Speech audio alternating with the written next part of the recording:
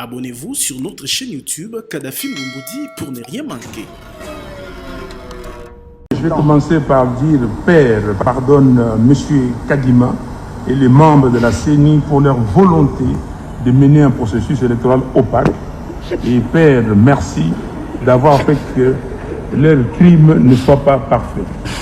Je vais commencer par là, parce que nous sommes venus ici, comme dit Augustin Matata, par politesse. Ce n'est pas ça ce que nous avons demandé. On vous a demandé une réunion entre les candidats présidents de la République et la CENI pour se fixer, se convenir des règles du jeu. Et vous venez ici comme si vous amenez les écoliers, vos écoliers au zoo et leur dire voici les espèces d'animaux qui existent dans le monde. Non. Ça c'est quoi exactement ça? Mais regardez M. Kadima, membre de la CENI. Voilà les rapports des 68 pages de l'OIF. Voilà comment l'OIF fait la synthèse.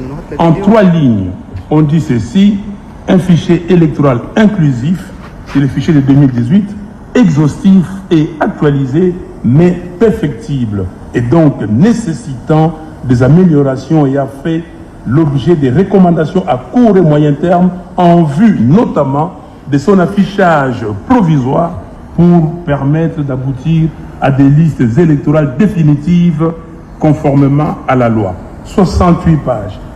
Vos amis ont fait un audit, ça, que j'ai ici, c'est torchon de 137 pages. 137. Il n'y a rien. Dans ce document, il n'y a même pas le nombre d'électeurs qui ont été enregistrés par la CENI. Il n'y a pas une recommandation pertinente. La recommandation qu'ils ont donnée, veillez donner aux candidats, au candidat président de la République une liste expurgée pour, monter la confiance. Et vous ne l'avez pas fait. Vous ne l'avez pas fait. Abonnez-vous sur notre chaîne YouTube Kadhafi Moumoudi pour ne rien manquer.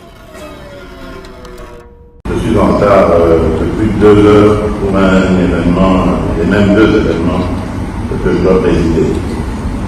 Voilà. Je reviens, permettez-moi, encore sur le monnayage, parce que une de mes représentantes, qui est aussi candidate à la députation nationale, a été plaidée pour quelques-uns de ces électeurs dont la carte a connu des problèmes de défectuosité.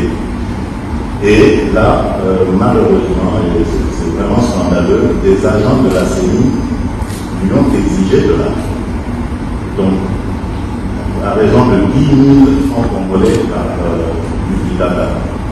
Je vous prie, Monsieur le Président, de tout mettre en œuvre pour non seulement définitivement éradiquer ce genre de pratique, mais aussi trouver ce genre de responsables et de les sanctionner sévèrement. Parce que ça commence comme ça et on ne sait pas comment ça va finir. Donc soyons très prudents. Alors, je voudrais aussi faire une autre observation à propos du décalage horaire entre la zone ouest et la zone est. Est-ce que le fait qu'à l'est, le scrutin se terminera avant, 1 heure avant normalement, il sera clôturé 1 heure avant l'ouest, ne risque pas de donner l'occasion à certains mal intentionnés de faire je pensais ici par exemple à 1 heure conventionnelle, uniquement pour ce jour-là, d'avoir une même zone horaire sur toute l'étendue du territoire national. Serait-ce possible d'en arriver là? Et ainsi on pourrait commencer à 6 heures pour tout le monde, 6 heures à Kinshasa, en supposant par exemple qu'à l'est, pendant qu'il sera 7 heures, on ramène l'heure à 6 heures aussi. Et on le fait. Donc on voit par exemple en Europe, il y a des moments où on passe à l'heure d'été et à l'heure d'hiver. Donc c'est possible. C'est une convention, il suffit simplement de se mettre d'accord tous ensemble. Et ainsi il n'y aura pas de suspicion ci et là. Alors, quelqu'un a posé cette question ici. Comment est-ce que vous entrevoyez la gestion de l'ouverture des bureaux de vote? Parce que je me souviens en 2018, il y a eu énormément de problèmes à certains endroits. Il y a eu des bureaux qui ont ouvert plusieurs heures en retard. Et surtout, lorsqu'il y a des intempéries, comme la pluie, ça emmène aussi encore ce genre de retard. Est-ce que vous êtes suffisamment paré à de telles éventualités et est-ce que nous pouvons espérer que tous les bureaux de vote ouvriront à la même heure? Voilà, donc c'est ce que je tenais à vous dire. J'attends donc votre réaction, M. le Président, avant de pouvoir me retirer. Je m'excuse en tout cas encore une fois auprès de mes collègues candidats, mais le devoir m'appelle. Voilà. Excusez-moi, monsieur. Abonnez-vous sur notre chaîne YouTube Kadhafi Moumoudi pour ne rien manquer. Merci pour la parole. Je voulais intervenir tout en étant d'accord avec ce qui a été dit précédemment. Je suis particulièrement inquiet par la liberté que la CENI prend avec la question du fichier électoral. J'ai entendu le technicien tout à l'heure annoncer par exemple qu'il n'y avait pas de contentieux sur la phase de la liste partielle des électeurs, mais en réalité, le fichier électoral, c'est l'élément qui scelle la confiance et le consensus dans le processus. Sans le consensus et l'accord sur le fichier électoral, vous pouvez oublier à la fois votre code de bonne conduite et tout ce que vous proposez. Pourquoi? Le droit de l'électeur à être inscrit n'est pas un cadeau de la CENI. Et je vais prendre ici un document, c'est votre propre calendrier électoral. Parce que vous dites que le calendrier électoral est élaboré en tenant compte de contraintes de la loi. Si vous y allez, vous allez voir que les activités 84, 85 et 86 qui font référence aux dispositions de la loi que vous avez données tout à l'heure ont été planifiées dès le départ à une date X. C'est bien parce que l'interprétation que vous avez eue de la loi en ce moment-là faisait qu'il y avait une obligation de le faire ainsi. Donc, par exemple, le déploiement, l'affichage des listes électorales provisoires à enregistrement prévu entre le 22 mai et le 18 septembre. La liste définitive, elle est réputée avoir été produite pour le scrutin direct au 28 octobre au plus tard. Nous sommes là en train de parler d'une activité que vous-même avez programmée pour le mois de mai et de septembre, mais vous nous dites, comme dans le meilleur du monde, le 20, il va y avoir élection. Ça voudrait dire de quelque chose, de deux choses l'une. Soit votre programmation à l'origine n'a pas tenu compte de la loi, ce que je ne crois pas parce que la loi nous l'avons tous. Et le législateur l'a fait ainsi pour que les réclamations qui sont faites après l'affichage de listes partielles, après l'affichage des listes provisoires, garantissent à l'électeur l'exercice effectif d'un droit constitutionnellement garanti. Vous ne pouvez pas dire il n'y a pas de contentieux. Si, il y a un contentieux. Mais maintenant, vous le faites maintenant, la liste provisoire, nous sommes à une semaine du lancement de la campagne électorale. Vous êtes en violation de la loi et vous violez le droit des électeurs à pouvoir garantir leur inscription effective sur les listes électorales. Donc, vous ne pouvez pas nous dire non, c'est bon. Parce que techniquement, matériellement, ce qui se passe, c'est que mes prédécesseurs ont dénoncé. Les gens seraient inscrits sur les listes. Nous avons des candidats qui sont introuvables sur des listes. Vous avez des morceaux de listes qui sont introuvables. La même remarque vaut également pour la cartographie électorale. Et là, je dis, le format de cette réunion peut-être ne permet pas, parce que maintenant vous dites qu'il faut parler en 3 minutes. Comment parler en 3 minutes de la cartographie électorale, de toutes les anomalies que nous avons constatées? J'ai une question à poser. Est-ce que la CENI, les éléments qui sont mis sur son site, sont des éléments fiables? Nous considérons que ce sont des éléments fiables. Or, en analysant ces éléments-là, pas en nous amenant cet amas de cartons, nous remarquons qu'il y a des contradictions et des problèmes de fond sur la liste, sur ce qui doit faire consensus. Et donc nous aurions souhaité que la question de l'audit du fichier, parce que nous avions rencontré les bureaux à l'époque, on nous a dit, on ne le fait pas, on va vous donner des listes, si vous constatez des éléments, ramenez-le. Aujourd'hui que vous les avez mis sur le site, pas dans ces cartons, sur le site, nous avons des éléments probants à montrer que ce fichier n'est pas fiable et que sur cette base-là, on ne peut pas aller à une élection simple. 2. Je crois que c'est la dernière. Oui, la dernière. La dernière. Nous ne pouvons pas signer, vous avez ajouté un document ici, comment vous l'appelez encore? Le code de bonne conduite. Parce que la conduite solitaire de la CENI depuis le début, le manque de consensus ne peut pas nous amener aujourd'hui à pouvoir atterrir, à donner un blanc-seing suite à vos différentes présentations pour dire nous allons y aller, ça va se passer ainsi. Donc, nous disons, mais nous savons que la CENI fait la sourde oreille, nous sommes prêts pour les élections, nous allons y aller, mais nous savons que par rapport aux éléments qui sont présentés, aussi bien techniques que financiers à 70%, en l'absence d'un plan opérationnel clair ici, vous nous dites nous y allons. Mais nous vous disons ceci, il y a des gens qui n'ont pas voulu prendre part à ce scrutin. Il y a ceux qui ont trouvé d'autres moyens pour pouvoir s'exprimer. Il ne faut pas qu'on abuse de notre conscience trop longtemps à considérer que ceux qui ont pris la part à ce processus sont venus comme des brebis pour aller se faire immoler. Et donc nous ne signerons pas ce code de bonne conduite parce que nous considérons que depuis le début du processus, la CENI n'a pas été de bonne conduite et qu'aujourd'hui, nous n'avons pas toujours d'éléments de réponse sur tout ce qui se pose sur le plan opérationnel et sur le plan technique. D'accord, merci. Merci beaucoup.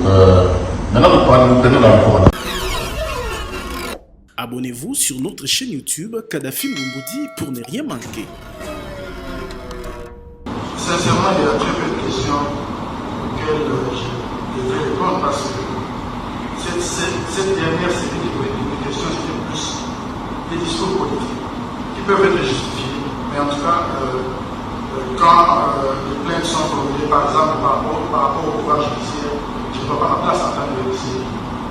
Quand les plaintes sont formulées par rapport à un audit du fichier électoral qui a été fait, mais parce qu'on n'aime pas la tête de la personne qui a conduit cet audit, on préfère que ce soit une organisation qu'on contrôle, on n'y peut rien. Parce que la vérité est celle-ci. La francophonie a été invitée par la CENI en février, depuis février. Et ils ont pu venir au mois de mai. Et d'abord, c'était une bonne pratique. Nous les avons invités. Ce n'était pas parce que c'est lui qui parle de loi, mais c'est parce que nous-mêmes, nous voulions qu'il y ait justement cette transparence après l'audit interne. La francophonie est invitée. Ils arrivent et, comme je l'ai dit dans mon speech, les segments de la population n'en veulent pas. Qu'est-ce que nous faisons en tant que CENI?